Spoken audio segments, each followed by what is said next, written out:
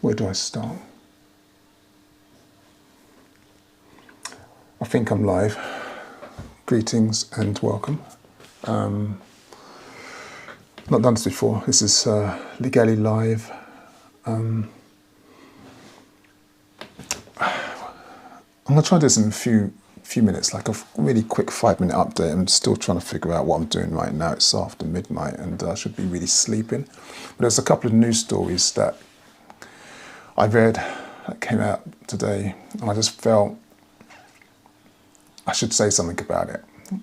I used to do these walks and talks when these things happened, and it would kind of take all day, and I'm trying to see if I can do something similar in kind of like, maybe an hour's time. The preparation always takes a bit of time because you've got to think about what you're going to say and stuff like that before you say it. But hopefully I can do this faster. So I'm going to try and go through a couple of slides and let you know what's on my mind. So I can't even see myself on the screen, so it's pretty weird. So I don't know if you can see the slide up there.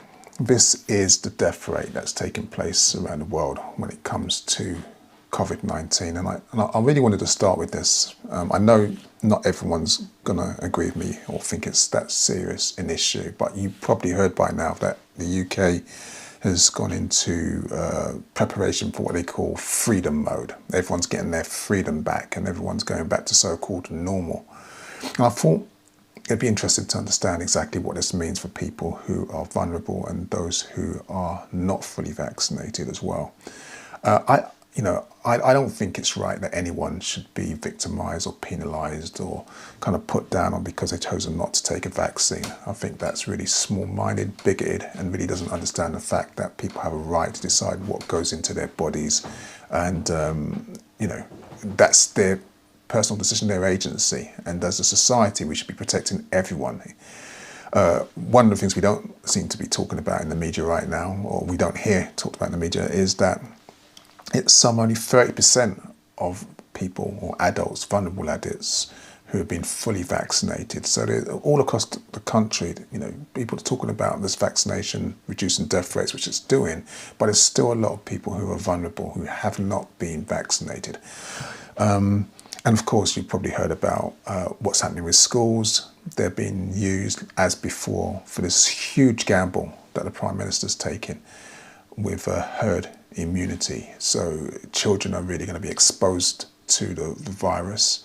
And because they're unlikely to pass away from it, because we know now much more about COVID-19, it's deemed by ministers that that's an acceptable risk. My problem on top of that is that right now this country is in its third wave and we're seeing these grossing infections. And the good news is that the numbers of deaths are not like they were like a year ago. So we're seeing around 20 to 30 people every single day dying. And that obviously is ridiculous, because if you start thinking about what that really means, you're seeing really basically a couple of hundred people a week dying from something that they don't have to die from, which we have now. Interventions, medical interventions, we have treatments that can actually reduce that situation. And the reason why I wanted to talk about this is because I'm more concerned about those people who are unvaccinated, those people who are elderly and vulnerable, and are actually going to be in a public space like buses, trains, shops, where this virus is running rampant and it's using us as hosts to actually, and when I say us, I'm talking about people who are walking around, people who've been vaccinated, people who are walking around with, this impunity, thinking that they're invulnerable. So the virus is now having an opportunity to mutate, and that's normal. Viruses mutate, but eventually it hits the jackpot, and then it creates a variant that actually does its damage. And the reason why this is a problem right now is because, well, I don't know if you can see the slide over there. Let me show you the death rates around the world. If you can see the slides, you can see it's got United States, United Kingdom, Vietnam and China. And those are the respective death rates over a period of time from March 2020 till a couple of days ago. If you look at the peak, you can see that the highest death rate throughout this pandemic has been United Kingdom. And if you really think about that, what that means, when you consider that The United States, for example, has a population of 340 million. The United Kingdom has a population of around 68 to 70 million people, and yet, look at the chart, United Kingdom, the UK, is way above the United States death rate, and that was pretty abysmal. Take a look at Vietnam. Vietnam has a population of 100 million. So Britain, let's say 68, 70 million. Look at the Vietnam rate. It's actually gone right down so low, you can't actually measure the death rate. The death rate is so low. Okay, so they're doing something right. Now look at China. Now China has a population of some 1.4 billion people. Look at their death rate. It's almost invisible. And the reason why I'm talking about this is because essentially what's happening in these other areas, these other regions, is that they've actually put things in place to prevent the virus from actually catching vulnerable people. So it does things like masks, things like ventilation, things like social distancing, on top of having a vaccine program. And so what the UK is doing right now, where it's doing a gamble again, where it's saying we've got a vaccine that seems to work. Let's say it's 90%, effective, and we can see that. And thankfully, we're not seeing hundreds and hundreds and hundreds of deaths a day.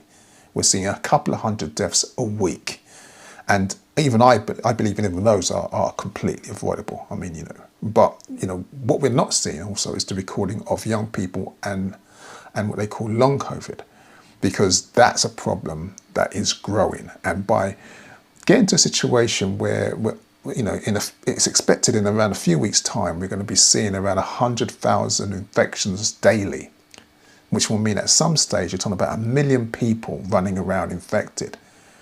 That means that even though the majority, and it is the overwhelming majority of people that will, be able to catch COVID, not have any ill after effects, there's going to be a small minority that will get it, end up in hospital, and die. And I say that just to plant your seat in your head, it won't be a problem if it were like 1,000 people catching it because of lack of social distancing, the masks and all that stuff. But you've got to understand, the moment you start talking about millions of people being, kind of like the host for a virus running through, this is what herd immunity is, running through the community, the national community. Then what happens when you've got millions of people, it's a small percentage, and that small percentage becomes significant, who can die. So I just want to say, if you have elders who have refused to take the vaccination, I'm just telling you, and I'm asking you, please, just consider telling your elders. I'm talking about those who are in their 50s, 60s, 70s.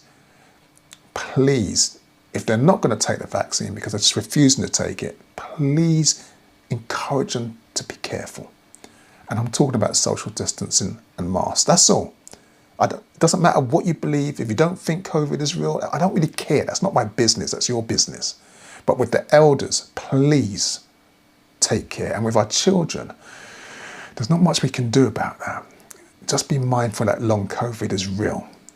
And we're not really hearing what's going on there. So that's all I really wanted to say today. I did put a couple of other stories, I'll whiz through them, but that's why I decided to come on tonight, because I just felt we're not hearing this.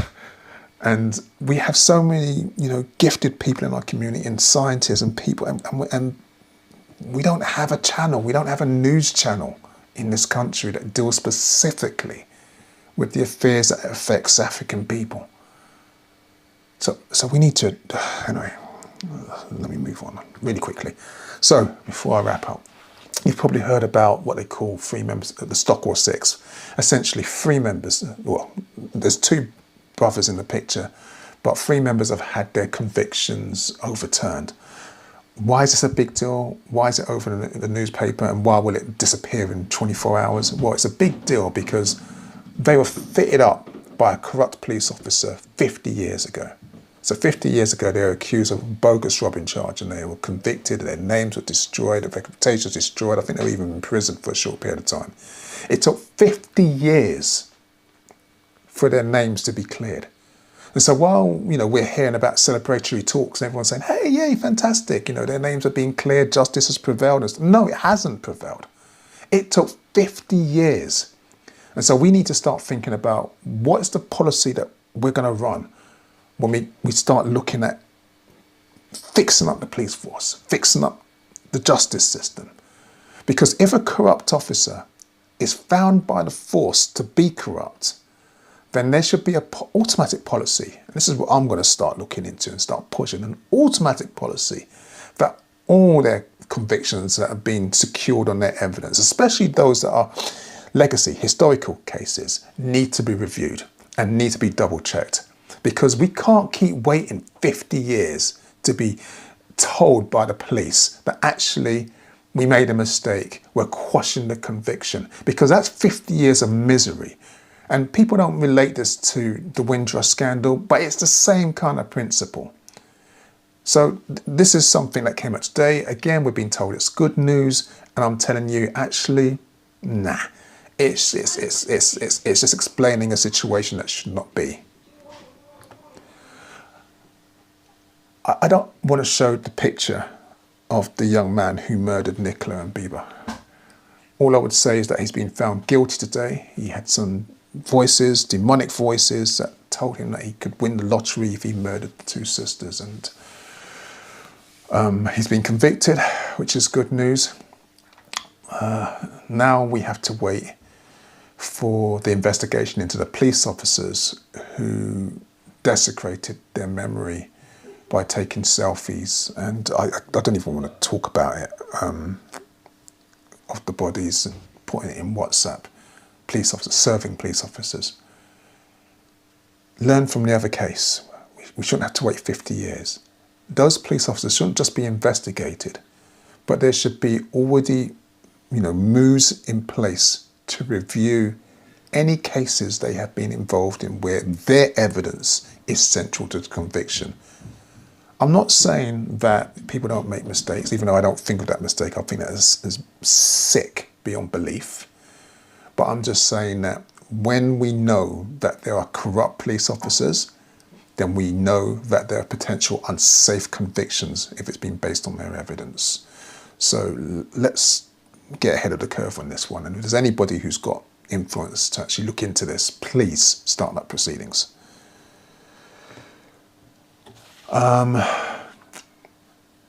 This story, you must be thinking, hold on, this is for the Pan-African community. These people in the picture, they're not from the diaspora, they're not from the continent. What are you going to be talking about? This woman suing the government over discriminatory abortions. I saw this story on Channel 4 News tonight, and I just want to big up Channel 4 for the story. I mean, I watched the whole thing, and it almost made me tearful. Okay, what's the story?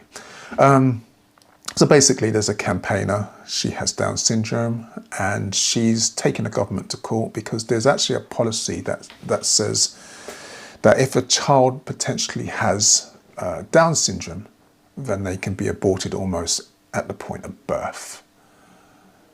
And this is a real disgusting piece of what we can call genetic discrimination. It's basically eugenics by a different name.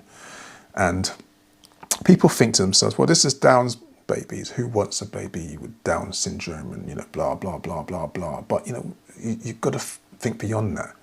I mean, these are humans, and they are wonderful, gifted, blessed with all the potential and abilities and strengths and flaws and weaknesses of all other human beings. And so there should not be a law that says that if someone is born with an impairment, or medical technology says that someone's going to be born with an impairment, that you cannot terminate. I don't believe in terminations unless it's something for rape, but that's a personal thing. Unless there's a termination before 24 weeks,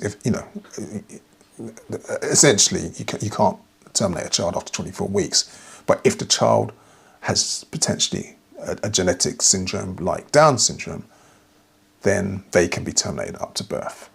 And this is actually morally repugnant. And I wish I knew about this story before tonight. Well, it's this morning now, isn't it? It's after midnight, or last night.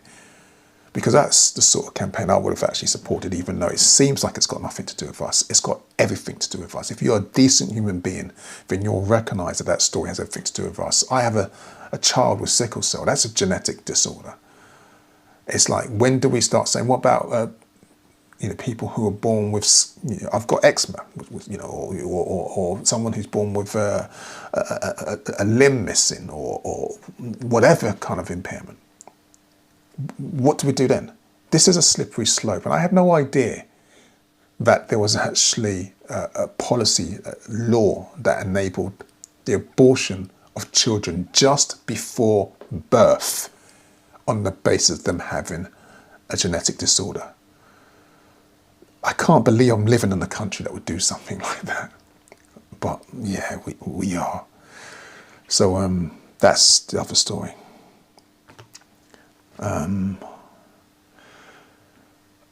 If you watched the Ligali live this weekend on Sunday, I spoke about the knife crime, and another 2 young boys have been murdered, have lost their life. We don't know their names, we don't know anything about them, we just know they're 2 teenage boys.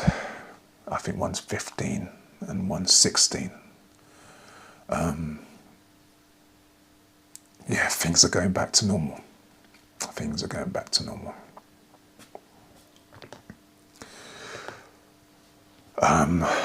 That's it. I said I'm going to try and make these sweet and short, and I don't know about it was sweet, but I'm trying to make them short. What can I say to wrap up? Government's talking about Freedom Day.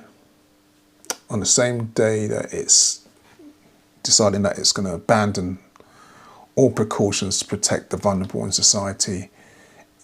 Yesterday it snuck through the policing bill. The bill that everyone's been talking about, killing the bill. The bill that stamps on the right for protest and activist rights. That bill has passed through, almost like 100-vote majority. And in today, the government also announced another bill, one to curtail electoral fraud, when there is no electoral fraud. So essentially, this is the government looking to protect its future, to make sure it can discriminate, kind of what's going on in America, discriminate against people who are under the radar, who want to vote, and actually choose a government that represents them and their concerns. So this is going through. And then on top of that, another bill was announced today, and this is about the border force control. And so people who are leaving their homes for a better life, who are risking their lives on the sea, who this government loves to call illegals, with that pathetic, disgusting term. They're now looking at intercepting boats and dinghies in the ocean or in the sea, and then pushing them back, towing them or dragging them into a floating prison off the British shores. This is Priti Patel with that agenda. And so that's freedom. Freedom's coming back. We're going back to normal. That's what's happening. I know I sound a little bit annoyed. I am annoyed and a bit peed off about the whole thing. But, there you go. This is the first test of Toyin's Rants. Maybe that's what we'll call it. So I'll create another channel, call it Toyin's Rants or News Updates or something like that. Have a good night. I hope I didn't give you any nightmares with all that news. Please take care of yourself, our elders. And as ever, may the ancestors continue to guide and protect us. Ashe.